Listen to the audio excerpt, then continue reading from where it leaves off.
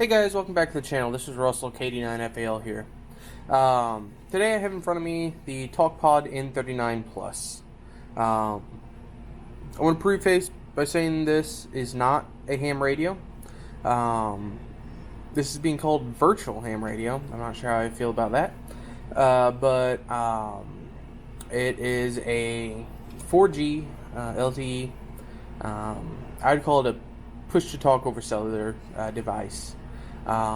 Similar to how you have Zello or some of the other programs out there. This is using a program called LinkPoon, which is, I believe, a Talkpod proprietary software. You can use either a LTE radio such as this one, or download the application on your smartphone.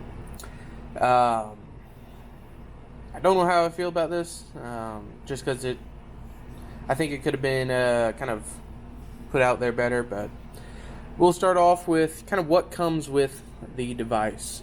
So first thing, you have a USB-C to USB-A charging cord, a charging brick, a we just talked about power, a wrist strap, and then what appears to be programming cable.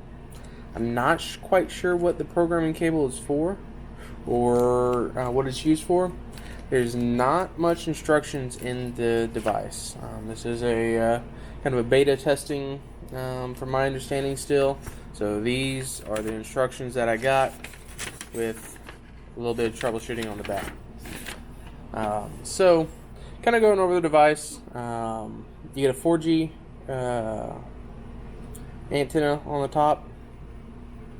Uses SMA there. So it just screws right on. I do not know what carrier this device is using. So don't clue there. But uses the standard Kenwood 2-pin connector there on the side for audio accessories.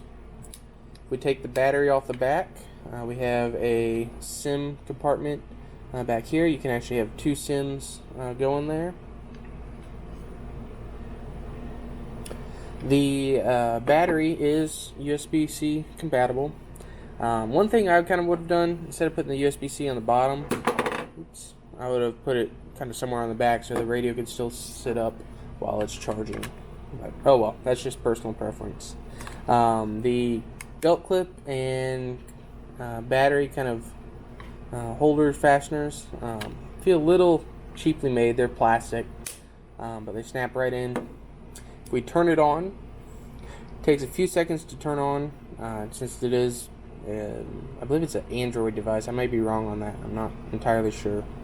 The first time it turns on, it takes a while for to connect to the network, but after that, connects fairly quickly.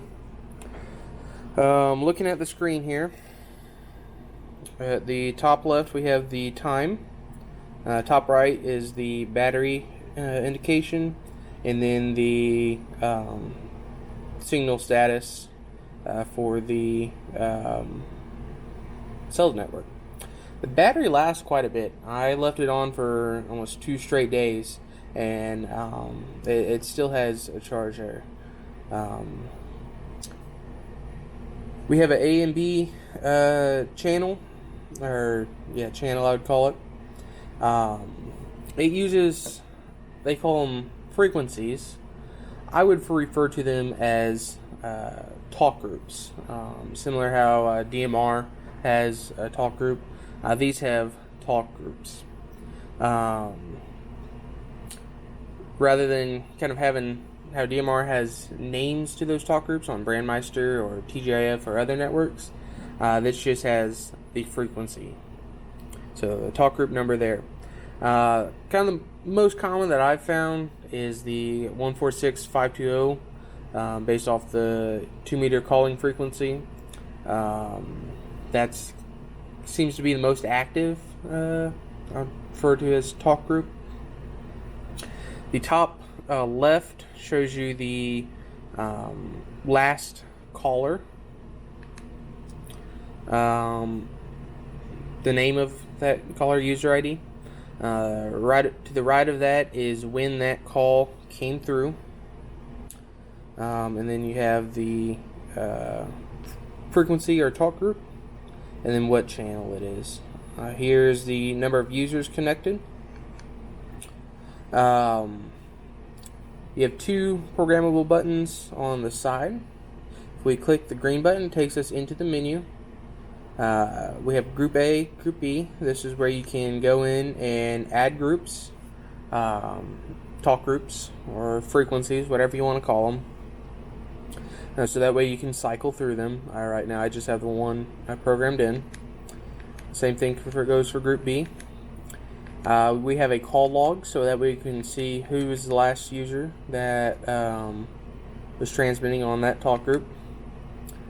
We have settings, general settings. We can control the screen off, timeout timer, the power saving function, and then if we want the A and B to sync together. Then also what language you want to operate in. Below that, the audio settings. If you want to, when you key up, if you want it to have like a talk permit tone or a in tone when you unkey. And then shortcut keys. So you have side key 1. This would be side key 2 and 3. You can have it show either do nothing or have a limited set of functions here that you can have that too. Same thing for that one. The last option in the menu is the about function. This gives you your user info. So I put my call sign in there. This isn't ham radio, so I guess you don't need to put your call sign. I have your device ID, software, hardware version, all that stuff, and then your SIM information there. Audio seems to be alright on it. I don't know the price off the top of my head.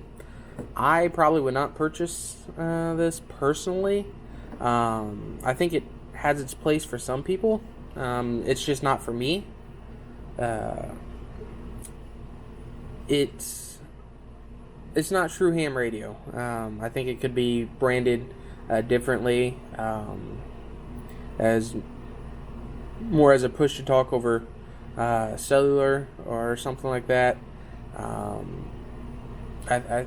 It's just not it's virtual ham radio is what they call it. So that is kind of an overview of it and my opinions for the device.